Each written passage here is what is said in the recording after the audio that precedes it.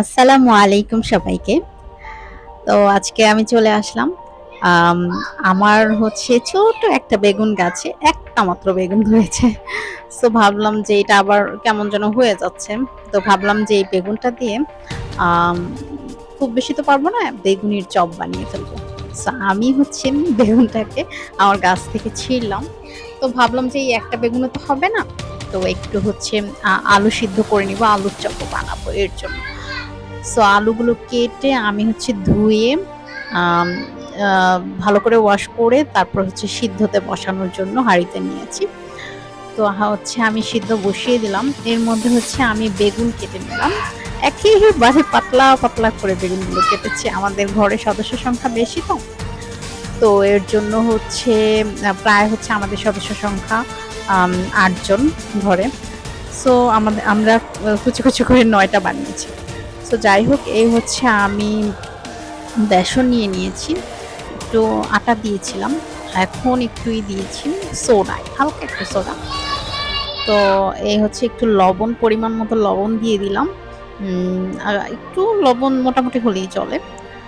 So আমি একটু হলুদের গুঁড়া দিয়ে দিচ্ছি। নরমালি আমরা যেভাবে ঘরে বানাই ওইভাবেই হচ্ছে আমি বানাচ্ছি। তো একটু মরিচের গুঁড়ো দিয়ে দিলাম। আর এই হচ্ছে হয়ে গেছে। আর ingredients আমি দিব না। তো এই হচ্ছে একটু নাড়া দিয়ে একটু পানি দিয়ে তারপর হচ্ছে আমি মোটামুটি একটা ব্যাটার বানিয়ে নিব। মানে খুব বেশি পাতলাও না, খুব বেশি আবার ঘনও না, ওই সিস্টেমে বানাবো।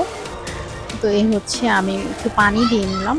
তো আম এটা হচ্ছে মিলানোর পরে হয়েছে একটু রেখে দিলে আরেকটু পাতলা হয়ে যাবে। তো এই তো আমার আলুর প্রসেসিং ও হয়ে গেছে। আলুও হয়েছে ৯ পিস। তো মোটামুটি বেগুন ৯ পিস, আলু ৯ পিস হয়েছে। আমি একটু তেল নিয়ে নিলাম কড়াইয়ে। আ হ এই তো গরম করার জন্য দিয়ে দিলাম। গরম হয়ে গেছে। এখন হচ্ছে আমি বেগুনটাকে সুন্দর করে দিলাম। আসলে ছোট, ছোট তো হয়েছে পিসগুলো। তারপরেও হয়েছে আলহামদুলিল্লাহ ভালো লেগেছে। আমাদের এই ফার্স্ট আমাদের বেগুন গাছের একটা বেগুন সবাই শেয়ার করে খেলাম। খুব ভালো লেগেছে। অ্যান্ড সবাই ১-২ পিস করে, বাচ্চারা ২ পিস করেই খেয়েছে। তো ভালো লাগছে। এই তো। আর এই হচ্ছে আমাদের বেগুনের চপ। একেবারেই চিকন, চিকন পাতলা, পাতলা হয়েছে বেগুনের অ্যা মানে কি বেগুনের চপ খেয়েছি নাকি ওটা বুঝাই যায় না আসলে।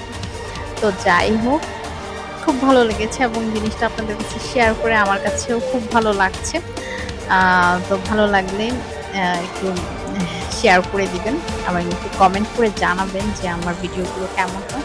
সবাই ভালো থাকবেন। আসসালামু আলাইকুম।